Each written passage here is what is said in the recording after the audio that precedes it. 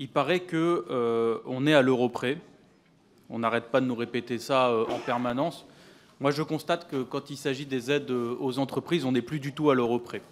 Depuis 2017, il serait bon quand même qu'on fasse l'évaluation de tout ça. C'est ce qu'on demande, notamment sur les mesures déclassées, c'est-à-dire des mesures qu'on ne compte même plus dans le budget parce qu'on estime que ça y est, elles font partie de la norme et elles n'ont même plus à être discutées. Je rappelle que les aides publiques aux entreprises ont été multipliées par 20 en 40 ans. Elles ont doublé en 10 ans.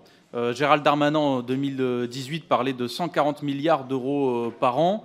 Et pourtant, en 2021, on est à 207 milliards d'euros hors mesures déclassées et on atteint environ 256 milliards d'euros en comptant les mesures déclassées. Il serait bon quand même, vu qu'on est à l'euro près et qu'on n'arrête pas de nous dire ça, qu'on fasse quand même un jour un bilan de ces aides. Parce que moi, je me souviens de beaucoup quand même d'aides fiscales aux entreprises qui ne sont pas efficaces et qui sont par ailleurs souvent mal utilisées. Je pense au crédit impôt recherche qui a financé des grandes boîtes, je ne vais pas les citer, qui ont utilisé le crédit impôt recherche censé booster la recherche. Allez, si vous insistez, je vais les citer. Sanofi, qui sont censés booster la recherche, alors même que Sanofi a supprimé des emplois en France dans la recherche. Donc il y a un moment où, en fait, quand on nous dit tous les jours sur la télé qu'on est à l'euro près, il serait bon que sur les aides aux entreprises, qui sont un des plus gros postes de dépenses budgétaires de l'État, on ait un bilan un peu rationnel de tout ça. Vous vous rappelez peut-être qu'il y a une étude qui est sortie il y a très peu de temps qui montre que les prélèvements nets des entreprises sont parmi les plus élevés, si ce n'est les plus élevés d'Europe. C'est-à-dire que même après les aides, ce qui compte c'est bien les prélèvements moins les aides, on est sur un prélèvement et un poids sur les entreprises qui est supérieur à la moyenne européenne. Même chose que sur un certain nombre de rapports, les données que vous demandez sont déjà disponibles et je vous encourage à regarder ces documents. Il ne faut pas tout mélanger, chers collègues.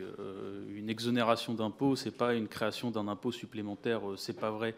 Et dans ce que vous dites sur les taux d'impôt, déjà, je n'ai pas les mêmes chiffres, mais par ailleurs, il faudrait bien regarder un jour qui fait l'effort, justement, fiscal quand vous faites ces cadeaux-là. Parce que les PME ne payent pas le même taux d'impôt sur les sociétés que les grandes entreprises. Et d'ailleurs, c'est vrai que c'est un peu difficile à savoir, puisque la dernière étude qui est un peu concluante sur le sujet, c'est l'étude de l'Institut des politiques publiques. Elle date de 2015.